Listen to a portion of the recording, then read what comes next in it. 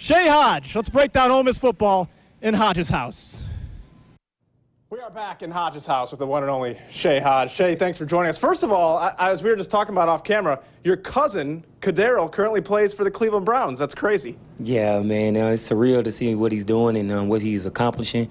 And also, honestly, to be around Odell, that's pretty fascinating. It's the most known name in the NFL right now. So, it's pretty fascinating. We text about it all the time. What's the conversation like when you talk with him? Like, hey, what's it like to play with Odell Beckham? Really, the Browns are the most talked about team in the NFL right now, and your cousin's on the Browns. Right. That was the first question. I was like, how was Odell in person? What does he act like? Just want to know, like, the real part of him. Because I played with Terrell Owens and Chad Johnson, and people used to ask me those questions, so I want to know those questions also. What's the scoop? Odell down to earth? Is that what he says? Yeah, he said he's down to earth, that he plays a lot, that he's funny, but when he's on the field, it's serious business. No playing out there for him. John Rice Plumlee, let's talk a little bit about him. He's come in, and he's not exactly been going up against Chuck E. Cheese University. I mean, he came in against a strong Cal defense, tore them up, and I thought he looked pretty good against Alabama. Man, I actually coached him in 7-on-7 a little bit. Really? Wow. Yeah, so I've had a lot of top guys, but he was one, and I was very impressed with him when I met him.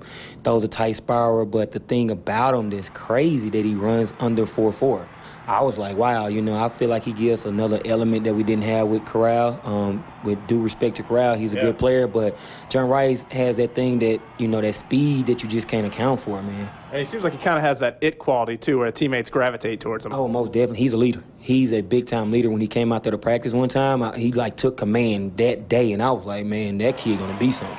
Feel pretty comfortable rolling with John Rice Plumlee this week against Vanderbilt?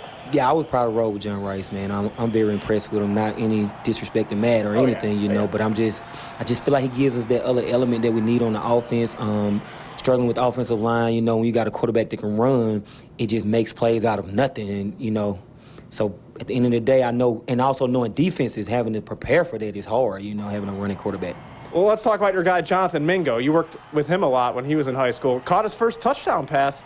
How special of a player do you think he could be? Man, he's going to be really special. He's going to fall in line with DK and AJ. I feel like he's played like AJ. He's built like AJ also. So I see big things from him, too. When I first met him, how mature he was, how big he was, how crisp he was, how he was about his business. It's only going to take reps.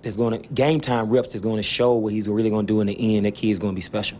All right, let's talk about the matchup with Vanderbilt. How do you see this matchup shaking out? I feel like it could be a sneaky shootout type game, possibly.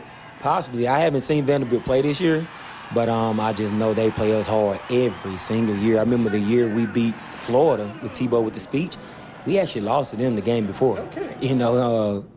Yeah, we actually lost to them, man. So Vanderbilt is not a team to take for granted. Like, they will come out there and make you beat them. Like, they're supposed to be the smart kids. But, them smart kids going to make you beat them. They're not going to beat themselves. So you got to make some plays against them. They put up a lot of points against LSU, so they could be pretty dangerous. Homecoming, do you get extra amped up for a homecoming game like this?